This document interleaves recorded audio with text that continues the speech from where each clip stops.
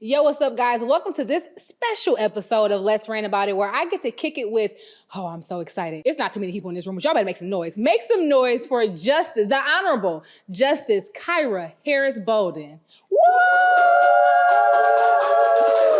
The Honorable. That is such an amazing, that's just such an amazing title. How does that feel? Like every time you introduce, how does that feel? You know, it feels good. Not gonna lie. It feels great. I love that. Come on, honesty. Yeah. Yes.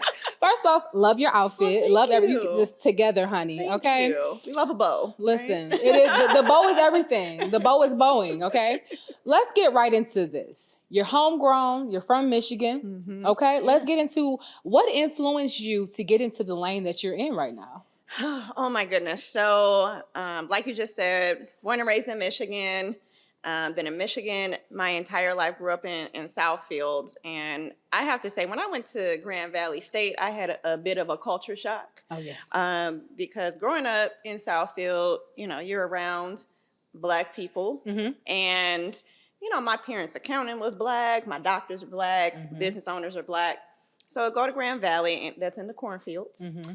And I understood for the first time, truthfully, what it meant to be a minority. Yeah. What it meant for people to perceive you in a certain way and how that can affect your life, the way that people perceive you. Being perceived as less intelligent or being perceived as coming from a certain background. And I thought that was strange because I'm just me. So a couple of things happened. One of the most, I'll tell you two important, impactful things. I was working in an after-school program in Grand Rapids Public Schools, and a little girl that looked like me came up to me and said, Miss Kyra, can girls go to college? Wow. And that was my reaction. And she was about in third, fourth grade, and I didn't want to seem taken aback by that question. But I was, and I said, of course, I'm in college and girls can go to college. And she turns to the little girl next to her and says, see, I told you. So there were two little girls that looked like me debating on whether or not they could go to college. And that's when I learned the importance of representation. The second thing that happened, which I've been very vocal about, is I had the great fortune of having my great-grandmother with me until almost the end of college. And oh, that is a blessing. Such a blessing. And she babysat. I grew up with her. And when you get to a seasoned age, you start to share recipes. And she would always tell me what Mabel was doing down the street. She would, you know, because you always look out the picture window. But she told me the story of my great-grandfather, Jesse Lee Bond. And he was lynched in Tennessee in 1939. I was going to ask you about that. Yeah. You know, it's still, sometimes I can tell the story and, you know, just tell the story. And sometimes it really affects me. But he was lynched in Tennessee in 1939 after asking a store owner for a receipt. And he was beaten and castrated and thrown into the local river. And the coroner deemed it an accidental drowning. And because of that designation, his murderers walked free. And hearing that, and, you know, there are other life circumstances, but it became very real, the injustice that our community has faced and how much government-sanctioned injustice was the norm at one point in time, and how many people just don't know that happened in their family. But you have to think about how that affects people generationally. That means my grandmother didn't have her father. Yeah, that's at a family back a couple of generations when something like that happens. And so I went into the legal field. I actually received my degree in psychology, so I had no intention of going into the legal field. But I eventually did because I really wanted representation because we are the most justice-impacted people, but we don't have a lot of representation in the field of justice. Only 5% of overall attorneys are Black. And so I thought it was important for that angle, but also wanting to see justice in a way that my family and so many families in America have not seen justice. From injustice to justice.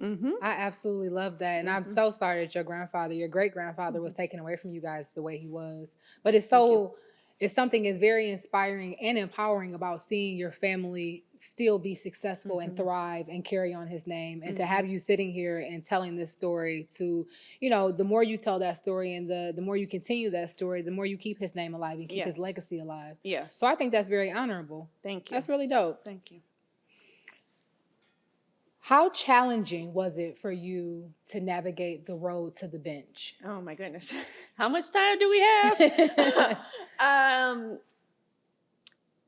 I think for me, one of the blessings that was bestowed upon me, one was great mentors, and two, the ignorance of really not even knowing what I wanted to do, because no one could knock me off my square because I wasn't even 100% sure. My square, right? Right. And so I think if I would have went to law school and said, I'm going to be the first Black woman Michigan Supreme Court Justice, or even I just want to be a Michigan Supreme Court Justice generally, I think that I probably would have been deterred. But because I've had such great mentors and I really felt like God led the path that I was on, I've experienced, so much more than what I ever thought for myself. And that's just such a blessing. It is. And why I mention mentors is because sometimes people want to mentor you in place, right? They want to make sure that you don't surpass them in any capacity. But I had the great fortune of having great mentors that were okay with and wanted me to surpass what they were able to achieve in their careers. And that's uncommon. Yeah, no, it absolutely is. Because a lot of people do want to see you do well in life, but not better than them. Right, exactly. Not even too close to me. Long as you stay down here with it, I continue to help you. But you start climbing those stairs and leveling up, knock you down a little bit. Yes. Yeah. So it definitely wasn't easy. I will say that. Just being, a Black person, being a civil litigator, just being a Black person in the Michigan House of Representatives. But I've always approached it with, I'm just going to do the best job I can do. And then these other opportunities have just come my way. So you do have a political background. I didn't know that. Can we get into that? Yeah, absolutely. So I'm like, oh, we threw it right into being a justice. That's amazing. Yes. How long were you in politics before you became a Supreme Court justice? Yeah, so after being an attorney, I ran for the Michigan House of Representatives, representing my hometown of Southfield and other communities. In 2018 was the first time I ran for office for anything. I ran for the Michigan House. I had 5 opponents in my primary, and I ended up winning with 45% of the vote against 5 opponents. That's right. And one thing I always say is, you might outraise me, but you'll never outwork me. That's right. And so I was on doors 7 days a week asking people for their votes. And it worked. Yeah, it worked. It worked. Congratulations. Thank you. So I spent 2 terms, 4 years in the legislature, and was able to get 5 bills passed into law during my service in the Michigan House of Representatives. What bill are you most proud of? Oh, can I give you 3 real quick? Yeah, the other 2. One was business and liquor, so it was impactful, but not. Yeah. The 3 most impactful ones, really quickly. The first bill I passed into law was the medically frail prison reform package, which granted parole for individuals that are incarcerated, but had not met the minimum requirements to be paroled, but were deemed medically frail. So a lot of people don't know, we actually have medically frail units in our prisons, people that are on dialysis, people that are in comas, and we have nurses and doctors taking care of people full-time in these facilities. And so this allowed for people to be paroled so that they get adequate care outside of our prison systems. The second one was I did an expansion for the Wrongful Imprisonment Compensation Act, which gave more opportunities for people to receive money when they were deemed wrongfully imprisoned. And then the last one was the Address Confidentiality Act that shields the address of survivors of sexual violence. Amen. That's amazing. Yes. So I like to highlight those 3 because they're so impactful. Those are the ones that are really, like you said, impactful and really doing something that means something. Yes. When it came to overcoming obstacles and getting to where you are now, not necessarily how difficult was that, but how did you do it? Or how are you doing it? Because I know obstacles come up. You could have ran into something this morning. Yeah. God, grace, and mercy. Amen. Honestly, through my journey, I now can honestly say what's for you is for you.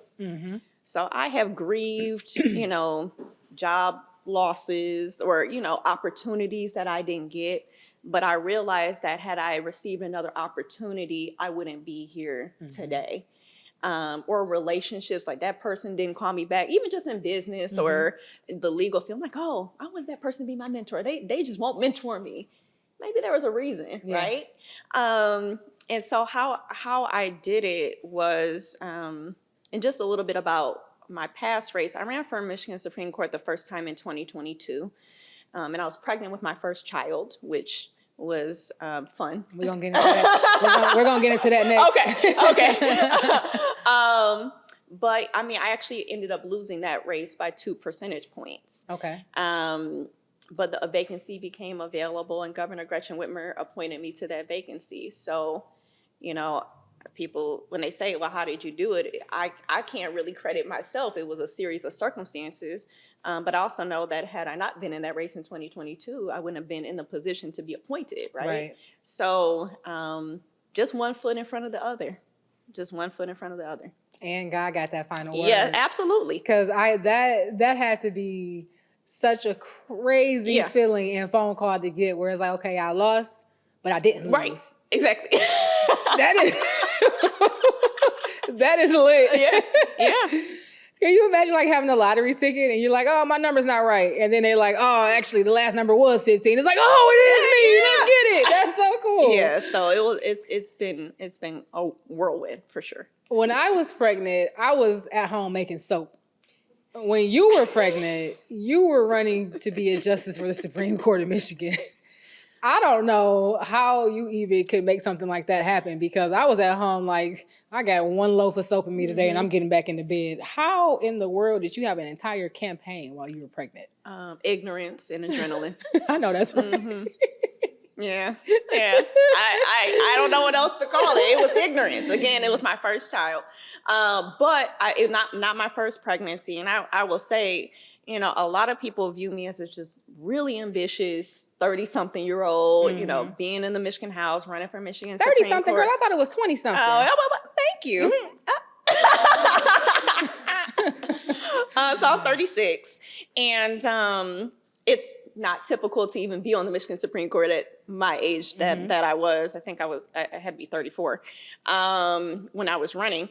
And so when I was going into the legislature for the first time in 2019, I actually suffered a miscarriage. And that was very, very difficult. Sorry for your loss. Thank you. And so, smiling and having to build relationships and get bills passed when you're going through something like that is very difficult. And then I also suffered from uterine fibroids and had to have a myomectomy in November of 2020. And so I say all that to say is I didn't know what my reproductive viability would be by the time I got to 2022. So I was terrified. I actually did not want to run for Michigan Supreme Court. I was asked by Congresswoman Brenda Lawrence, and then a lot of people kept asking me. They didn't know I was pregnant.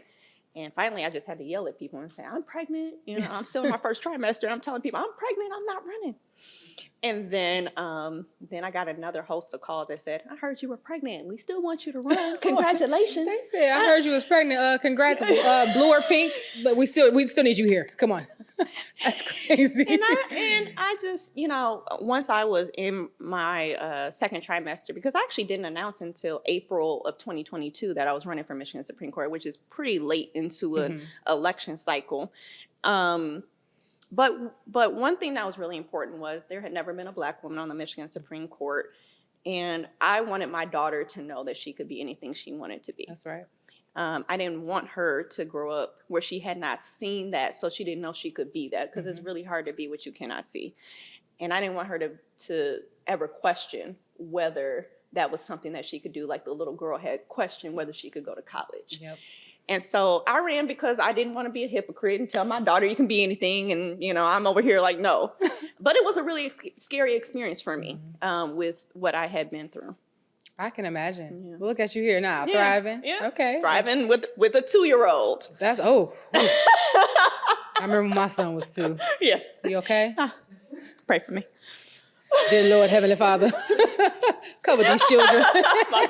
Listen, no, that I have a difficult time balancing it all as a, entrepreneur, a mom, influencer, and all that stuff. I just feel like you have a way fuller plate than me or anybody else. Because when you think of like a Supreme Court judge, you think of like the creme de la creme, like you up there, you get stuff done. How do you be like, who cooked dinner? You be cooking dinner? Okay, listen. Judge, you be cooking dinner? Listen, what I've had to learn, I don't use the word balance anymore. Okay. Because balancing almost wrecked me. Yep, tried to take you out the game. But I use the term juggling. Okay.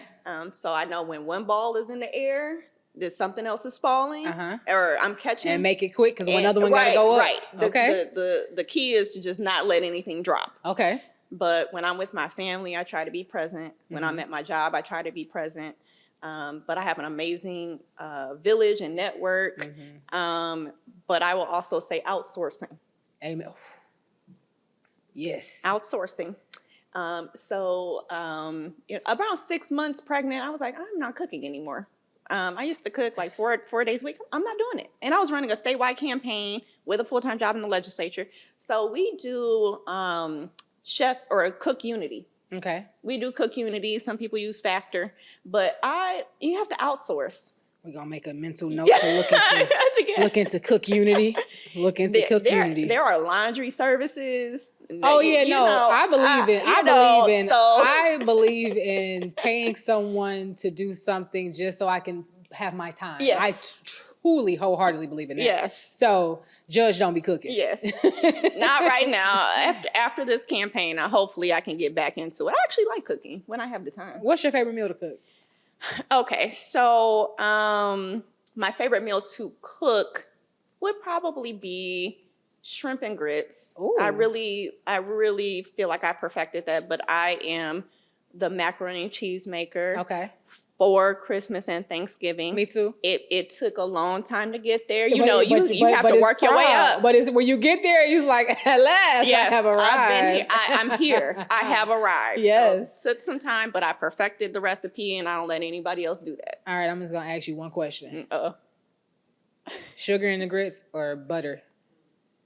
So it depends on what type of grits that you're making. All right. So if you're making, shrimp and grits and you have a Cajun, you don't put the sugar in it. Okay. But if you're using it like kind of like a breakfast type cereal type of thing, you can do the sugar and the butter. It depends. I don't know why we have to have this argument. You can do it all. I like you. I like you. You're fair. Yeah. Which is why you're a judge. You see how she found both sides of it to make it make sense? Yeah. That's why you're a judge. Because me, I'd be throwing you in jail. You don't want no sugar in your grits. 20 years. Give them 15. It's good. That's a debate in my house literally at least once a year. My husband is for the savory grits. I'm for the savory grits because he didn't turn me onto those. But I grew up on some sweet grits. Yeah. Give me a little bit of sugar on top. It depends on the mood, right? It depends on the flavor of the morning. And what we going for exactly, you know? So you gave me a lot of your background on what, help plant seeds in regards to you running for office and whatnot. At what point did you say, you know what? Cool, I'm going to do this. I'm going to run. And it doesn't have to necessarily be for this aspect of the political career. Yeah. What about even when you first ran? Yeah. So when I didn't want to run for the House of Representatives either. I hate to say that, but I will say women in politics, on average, what I have been told is it takes about 7 times for a woman to be asked to run for something before they even agree, because we have so many other considerations, family planning, how is your, partner going to feel about, and your family, right? You have to have a conversation with your family because, it's brutal out here. And to see people attacking your partner, or, you have to be in family, campaign pictures, or they have to show up at events. It's a lot. So the first thing I did when I decided to run for the House of Representatives, I had to have a conversation with my husband. That's first and foremost. Period. And if he would have said no, I sincerely would not have pursued it. because it is a family decision. But the first thing he said was, okay, what do I need to do? And I was like, oh, okay, well, I guess we're come on, helpful money. husband. I'm like, good. How much money can you put towards this? So we had to have that conversation. Had to have a conversation with my mother for both campaigns. One, because she was knocking doors right with me. I know that's right. And so we both lost, 10 pounds just on doors. But for Michigan Supreme Court, because I was pregnant, she was my body person. So really, it wasn't even about me at that point. She was like, oh, make sure you're taking care of my grandbaby. Mm-hmm. So she was with me a lot on the campaign trail. So really, it's been, I don't know if there's been a moment, but just talking to my family and seeing, is this a direction that we should go, was really the turning point in my decision making. I love that. I love that you lean in on your village and you ask them like, hey, does this make sense to you guys? Because this affects you as well. Yeah. And what kind of role do you play in this position? Right. Like if I, when I get this position, how does that mean you show up differently? Yes. And how do I show up differently in situations? Because when you have babies, you and when you are a wife, your approach to life is just a little bit different. It is. It has to be. It has to be. Your mind is always working 3 steps ahead of where you are right now, just to make sure everyone and everything is in place. Yeah. So I can only imagine what it feels like or what you had to go through in regards to just keeping everything together, for not only the public, but for yourself and for your family. Because those duties do not go away. Yeah. Exactly. I know. They do not go away. So. And you gotta, it's difficult because you have to always be this person. Yes. Especially, even when it's not campaign campaign season, you have to always be this smiling person, this mask, this character on a certain level. How that's difficult sometimes. I have really learned, and fortunately this isn't my first rodeo. Again, this was my 4th election and being in the I don't want to say public spotlight, but being an elected official in a service position. So like on Mother's Day, I decided, I'm just going out with my family. So I didn't put on any makeup or anything like that.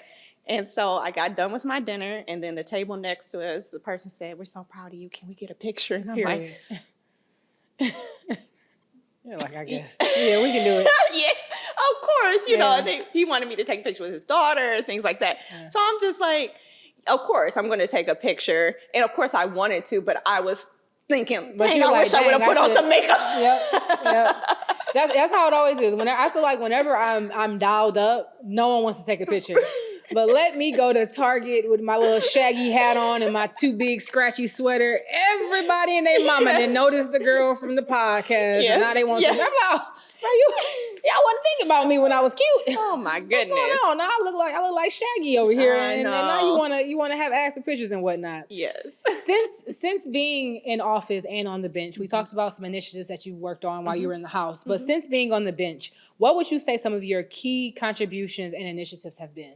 Yeah, in addition to authoring 8 majority opinions since I've been on the court, which I think are very, very important, but everyone knows that's kind of what we do. Okay, pause. Take a step right there, and then back up a little bit. All right. Because I don't know what majority opinions are, so I want you to talk to me like a 5-year-old. Yeah, of course. So the Michigan Supreme Court, well, let me back all the way up. The Michigan Supreme Court is the highest court in the state of Michigan and the last resort for adjudication of any case. Okay. The Michigan Supreme Court, we decide which cases to take up. So we take up the most important and impactful cases that will affect the most Michiganders. Okay. But your case could have originated in the district court, circuit court. We handle all issues, criminal, civil. So that means we're handling sometimes divorce cases, sometimes termination of parental rights. Oh, wow. Whether someone was wrongly convicted, we handle it all. Okay.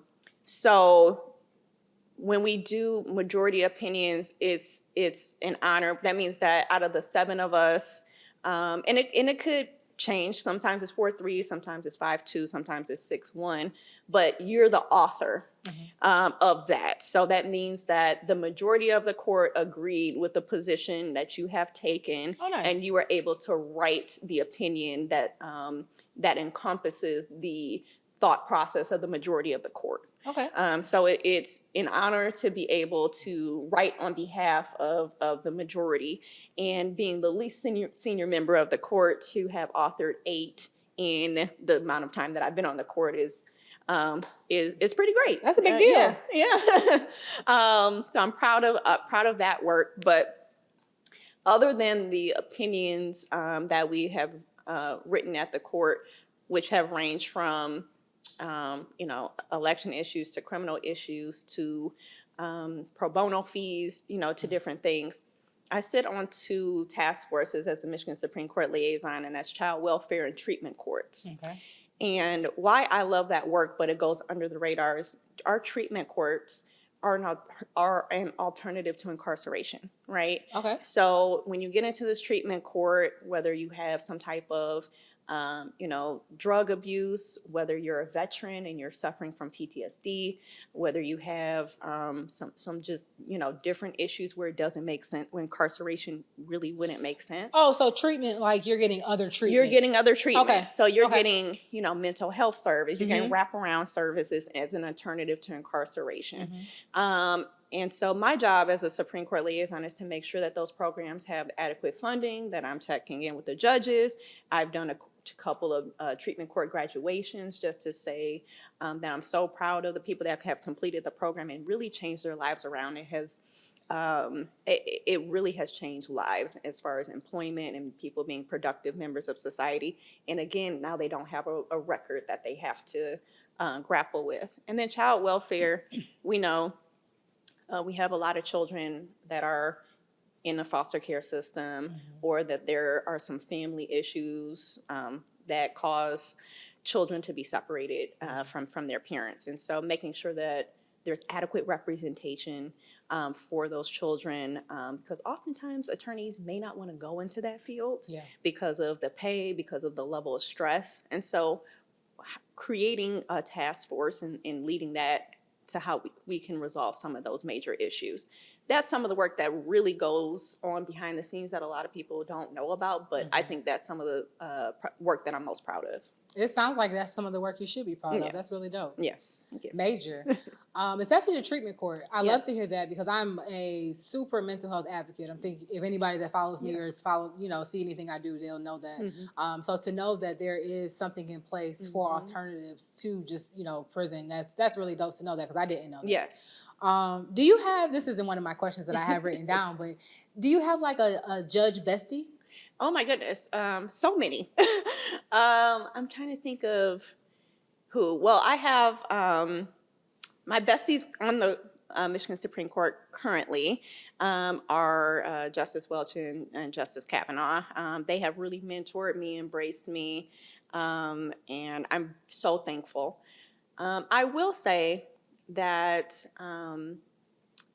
while we don't talk as often now, but I was a judicial law clerk in Wayne County 3rd Circuit Court, and I worked for the Honorable Judge John A. Murphy, who's the longest serving Black judge in the state of Michigan's history. Okay.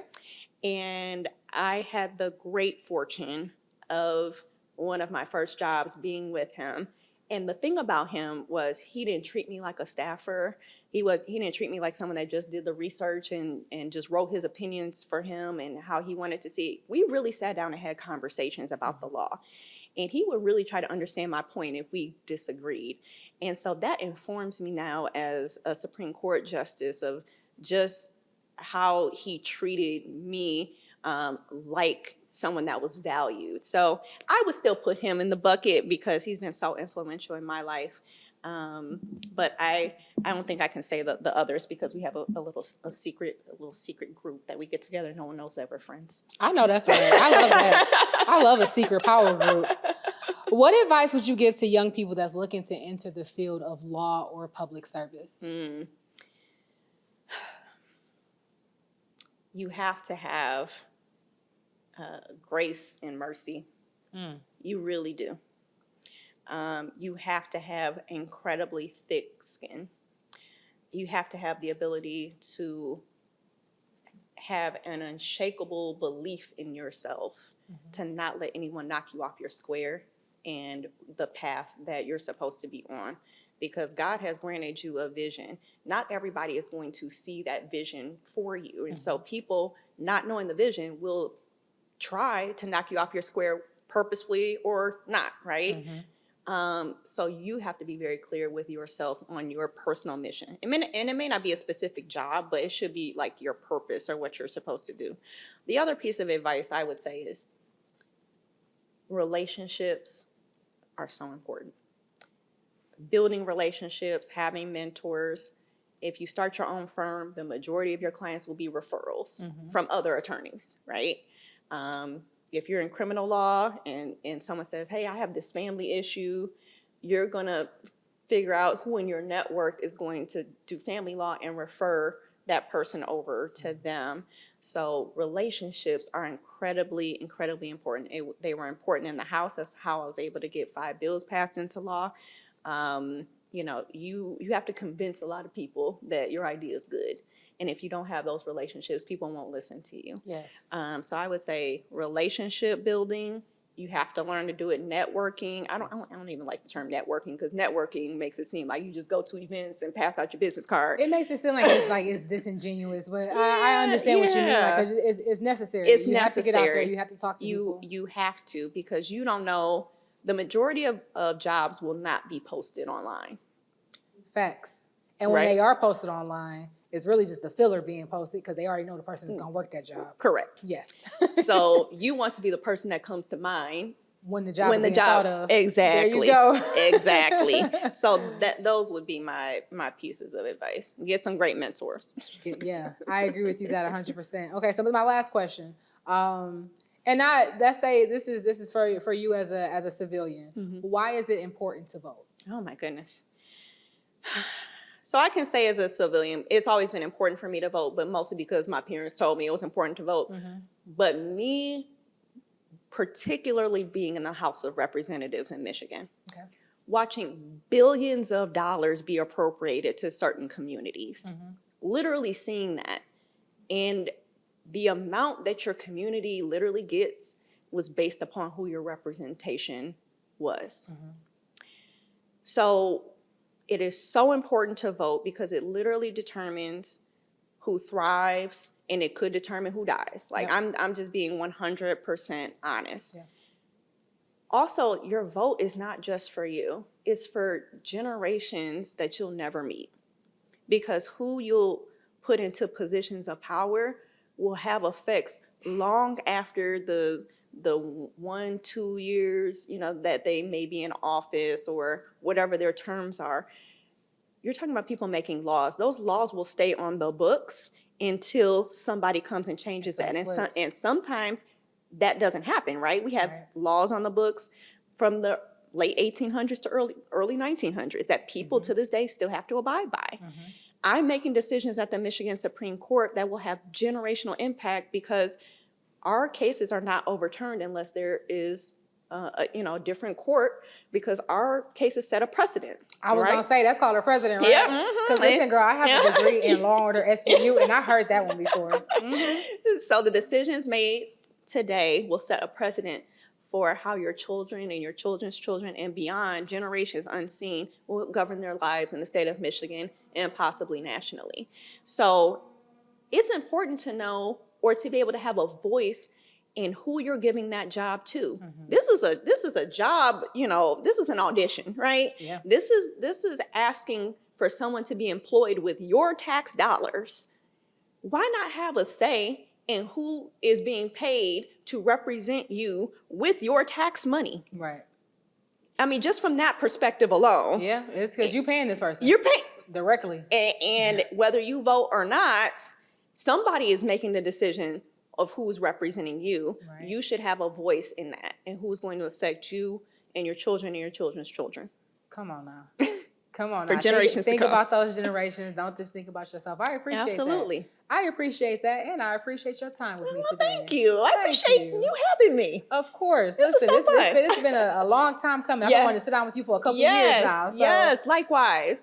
Judge Kyra Harris Bolden, is there anything else you would like to talk to the audience about before we get out of here? No, you know what? This has been one of the most thorough interviews that I have participated in. I thank you for providing a safe space too. Of course.